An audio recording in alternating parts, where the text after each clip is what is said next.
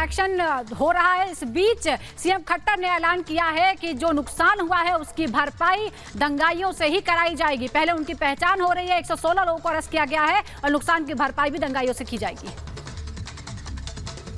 उस दिन से ही पहले ये काम किया गया था, प्लानिंग की गई थी। तो खुफिया विभाग क्या कर रहा था? क्या सरकार के पास किसी तरीके की जानकारी आई नहीं थी?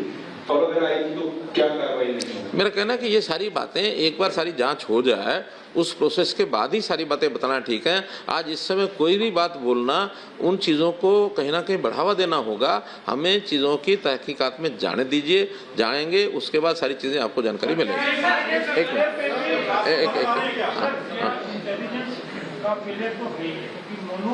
मानेसर की जो वीडियो थी, मैं जाऊंगा, ये होगा, जो सोशल मीडिया पे थी, उसके बावजूद भी कहीं ना कहीं बातचीत के जरिए ही प्रशासन आश्वस्त रहा कि कुछ नहीं होगा। कुछ ना कुछ बड़े लोग रहते हैं, इंटेलिजेंस होती है, क्या इस एंगल पे भी जांच करेंगे? क्या फेलियर रहा है? देखिए, जब चीज़ें चली हैं और उन्होंने कहा कि हमारी बातचीत हो गई है, इसमें से नहीं कुछ होगा, और अगली सत्य बात ये भी है कि उस दिन किसी जगह पर कोई सोनू मानेसर के प्रेजेंस का या उसके आने का कहीं कोई विषय नहीं है। जब नहीं है तो अफवाहें और ये जो सारी चीज़ें होती हैं, इन अफवाहों के कारण से जो वातावरण खराब होता है वो इसी प्रकार से होता है। हमारा अपील है, अभी भी अफवाहें बहुत चलेंगी, उन अफवाहों पर ध्यान नहीं देना चाहिए। हाँ, उसमें जो चीज़ें सत्य होंगी उसके ऊपर कार्रवाई की जाएगी। हाँ, एक करके भाई, एक करके। वीडियोस आए हैं जो 2 दिन से आ रहे हैं, उसमें ये जो पथराव हुआ, जो कम उम्र के लड़कों का उपयोग किया गया है, अगर जो वीडियो देख रहे हैं, तो ये मतलब अगर देखा जाए जानबूझ के लाया गया था कि ज्यादा पथराव करके इस पर भी कोई जांच सरकार करेगी? हर पहलू पर जांच होगी, और अगर कानून के नाते से जो जिसके खिलाफ कार्रवाई बनेगी वो जरूर की जाएगी, उसमें कोई ढिलाई नहीं बरती जाएगी। अब लास्ट एक ये हाँ, ब्लैक शर्ट। सर, गुड़गांव में एमपी राहुल ने कहा है कि यात्रा वाले ही हथियार लेकर गए, ये उनका बयान है। देखिए, उनका बयान किस आधार पर उन्होंने दिया है, मेरे पास ऐसी कोई जानकारी नहीं है, और अगर उनके पास कोई जानकारी होगी मैं उनसे बात करूंगा। रवि साहब, आपने बात की इस मामले में, आप कह रहे हैं शांति व्यवस्था बनाए रखें, जो विपक्ष के नेता है या तमाम जो राजनीतिक लोगों के साथ कोई बैठक करेंगे क्या? क्योंकि एक राजनीतिक दल तो ये कह रहे हैं कि बीजेपी की सरकार की साजिश है, इसको कामयाब ना होने देंगे। इनेलो के नेता पे छोटा लगा ये बयान है। हालांकि भूपेंद्र सिंह हुड्डा या अन्य जो नेता है वो शांति की अपील कर रहे हैं, लेकिन आप कोई सभी दलों की बैठक बुलाकर तो इस मामले में चर्चा करें? देखिए, मेरा कहना है कि इस प्रकार के जो विषय होते हैं कभी भी राजनीति नहीं करनी चाहिए। राजनीति से ऊपर उठ करके इन चीज़ों का समाधान करना चाहिए। अब चूंकि चीज़ें सारी बहुत शांति की तरफ बढ़ रही हैं आगे, और शांति की तरफ बढ़ जाती हैं, स्थिति ठीक होती है, तो हम स्वाभाविक है अभी कुछ दिन बाद सेशन हमारा होगा, उसमें मिलने ही वाले हैं, और जो सुझाव कहीं से भी आएंगे उसके ऊपर हम काम करेंगे। सरकार का काम होता है सभी के सुझाव लेकर के काम करना चाहिए। हाँ, खड़े। हाँ जी, सख्त संदेश की आप बात कर रहे हैं, हजीर साहब भी बात कर रहे हैं, अनिल साहब की सख्त कार्रवाई करेंगे, तो क्या राष्ट्रपाल लगाने की तैयारी है? जिन्होंने इतना उपद्रव मचाया पूरी तोड़फोड़, जो कुछ करेंगे घोषणा करके नहीं करेंगे, करके तब बताएंगे। सर, ऐसा है कि ये ऐसा भी आ रहा है कि पिछले कुछ टाइम पहले 5 गाँव में छापे मारे थे, काफी, और उसी की बदला लेने की भावना से वहाँ के लोग, लड़कों ने या समाज ने ये कदम उठाया, पुलिस को ही निशाना बनाया और साइड में थाने को स्पेशल बनाया।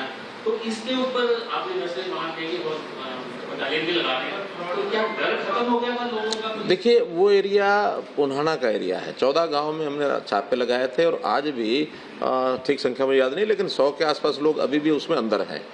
और ये नू का एरिया एकदम अलग एरिया है।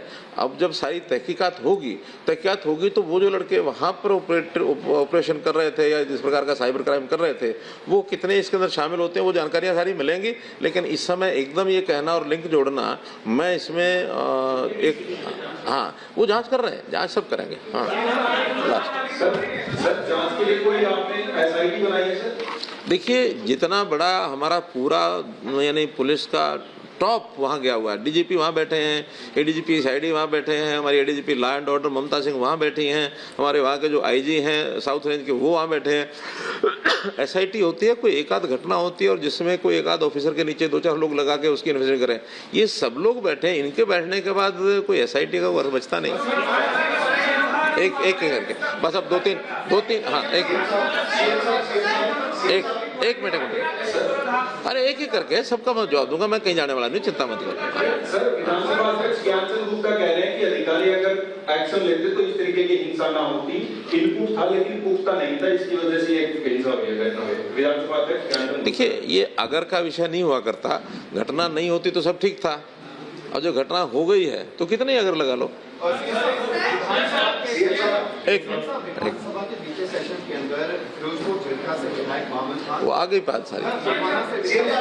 एक मिनट भाई, एक एक करके ना, ऐसा थोड़ी है। दोनों विधायकों द्वारा मोहम्मद इलियास और मोहम्मद खान द्वारा जो रोया गया था विधानसभा के अंदर, वो रोए थे। मोनू मानेसर के खिलाफ उनके द्वारा सबूत भी पेश किए गए थे विधानसभा के अंदर। उन्होंने कहा था कि मोनू मानेसर एक तरीके से थ्रेट है, जो लून जिले के अंदर जो है वो लगातार जो टीनेजर्स हैं, मुस्लिम टीनेजर्स हैं, उनके खिलाफ जो है वो ड्रग्स के केसेस जो है वो नकली ड्रग्स के केसेस उनके खिलाफ बनाए जा रहे हैं, और बहुत सी कार्रवाई जो है वो गोरक्षा के कोई देखिए आरोप प्रत्यारोप लगाना बहुत आसान होता है। आखिर हम मानो सरकार के अंदर हमारा एक दायित्व है, पुलिस का अपना एक दायित्व है। जिस किसी को किसी इन्वेस्टिगेशन में संतुष्टि नहीं होती है, इसके आगे कोर्ट्स भी हैं, उनका कोई रास्ता हमने बंद नहीं किया है। कोई अगर सबूत देते हैं और हम कार्रवाई नहीं करते, ऐसा नहीं हो सकता। लेकिन फर्जी आरोप प्रत्यारोप से हम सबको बचना चाहिए। हाँ चलिए,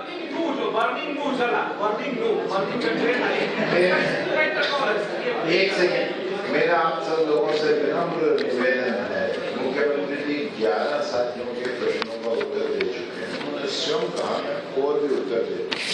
कृपया जिनके पास माइक है और सवाल पूछना चाहते हैं, वो अपना माइक ऑन छोड़ दें, अभी कर लें, बस उसके बाद ना करें तो हमें स्पष्ट हो जाएगा। जो लोग खड़े हैं और अभी प्रश्न पूछना चाहते हैं, वो थोड़ा सा इतना अपनी वो दिखाएं कि खड़े रहें, बोले, तो जब बैठ जाएंगे सारे तो मुख्यमंत्री जी समझ जाएंगे कि हो गया। देखिए, अगर कोई, मेरा क्या कहना है, अगर कोई ऐसी कंक्रीट ऐसा कोई विषय है जिसके बारे में कोई मुझे जनता को आपको बताना है, आपके माध्यम से उन तक बात पहुंचानी है, तो विषय। कई बार हम भी विषय ऐसे पूछते हैं जिसमें से आप क्यों बोल रहे हैं?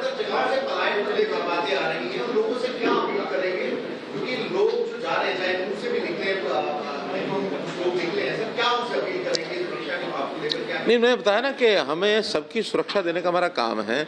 हम सबसे अपील करेंगे कि शांति से वहाँ रहें, और आपसी भाईचारे में जो हाँ सब प्रयत्न हमारे हो रहे हैं, हम दोनों पक्षों के लोगों को बुला करके बातचीत भी कर रहे हैं। और ऐसा नहीं कि दोनों पक्षों के सारे लोग एक दूसरे के विरोध में हैं।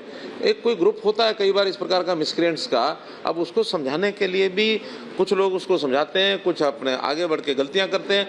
तो ये समाज के संतुलन बढ़ाने के लिए आपसी भाईचारे की बातचीत ही एक रास्ता है, और कोई रास्ता नहीं। मैं अंत में एक दो चीज़ें और बता रहा हूँ जो हमने निर्देश दिए।